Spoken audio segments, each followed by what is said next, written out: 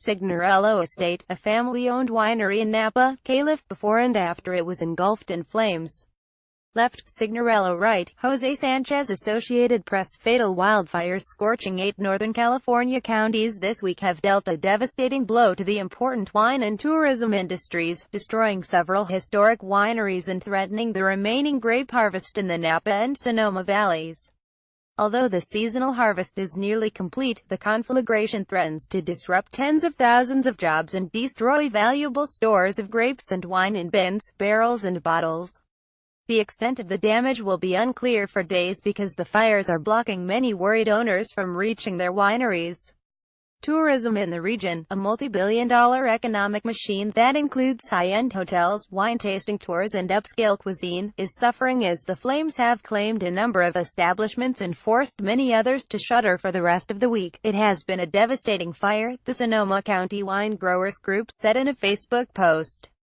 Reports of fire damage to wineries, businesses and homes continues to grow. The blazes, which have left at least 17 people dead, continued to rage on Tuesday. 17 separate fires, across 115,000 acres, have forced more than 20,000 people to evacuate. California is the fourth largest wine producer in the world, according to the Wine Institute advocacy group, and generates $15.2 billion in taxes annually. Among the damaged wineries, White Rock Vineyards, established as a winery at the foot of the Stag's Leap area of Napa Valley in 1871 and owned by the Van den Driesch family since 1977, burned to the ground on Monday. Signorello Estate, a family-owned, ivy-draped winery along the scenic Silverado Trail in Napa, was also engulfed in flames.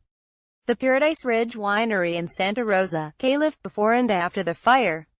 Left, Josh McNair, California through my lens right, Paradise Ridge posted photos of the charred rubble and blackened hillside where its Santa Rosa winery, just shy of its 40th anniversary, had stood. Ancient oak cellars in Santa Rosa said in a Facebook post that the fire had destroyed a house, 2 redwood barns and the tasting counter on the property.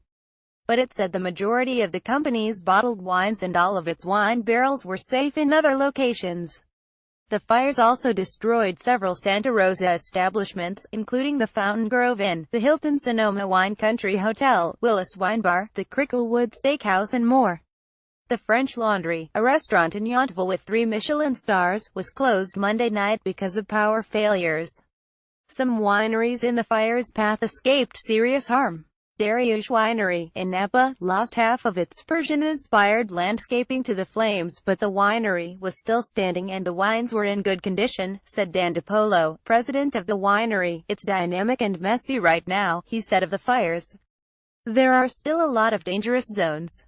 At the James Cole Winery, in Napa, the co-owner James Harder and his family evacuated Sunday night after the fire demolished the 8-foot fence surrounding the vineyard. Neighboring homes were burning to the ground, as was the nearby Signorello Winery. We thought our property was gone, Mr. Harder said. But then the winds shifted. He and several friends returned to James Cole and formed a bucket brigade to put out remaining flames, saving all but a few small outbuildings. On Tuesday, Mr. Harder returned through very dangerous smoke and haze with a rented truck to rescue grapes that had been waiting in bins and barrels to ferment. The winery still had 5 acres of unpicked grapes and 10 tons of the fruit in the cellar. Damage at Signorello Estate. Wineries could lose vast reserves of wines aging in barrels and bottles, said Carissa Cruz, president of the Sonoma County Wine Growers. Justin Sullivan, Getty Images. We tasted some, and they were still pretty good, Mr. Harder said. But we smell like smoke, so we don't know what we're really tasting. The wine industry in Napa County supports 46,000 jobs locally through the 700 grape growers and 475 wineries operating in the area, the vast majority of them family-owned, according to the Napa Valley Vintners Trade Group. For now, wineries are trying to hook up generators for electricity and will most likely be out of operation for 4 or 5 days, said Pete Richmond, who runs Silverado Farming Company, a vineyard management firm. The biggest issue is trying to reach out to people to contact them to come back to work, because a lot have evacuated and cell service is miserable, he said. And we're trying to reach places, but the roads are still closed and we don't know when we'll have access to them. Last year, California wineries drew 23.6 million visits and $7.2 billion in tourist expenditures, according to the Wine Institute.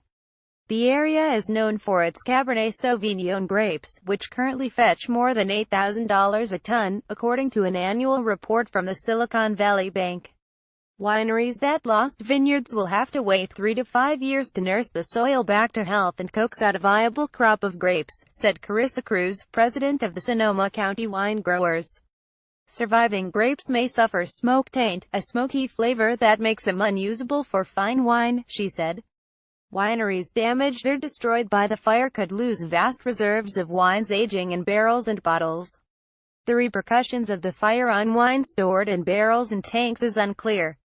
Still, Ms. Cruz pointed to some silver linings. In most cases, the flames destroyed the brush planted between the rows of grapes, and not the resilient vines themselves.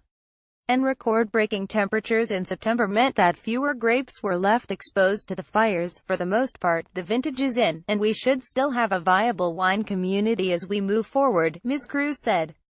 We all grumbled that the Labor Day heat was going to define the 2017 vintage, but it expedited the harvest, which we now look at as such a blessing.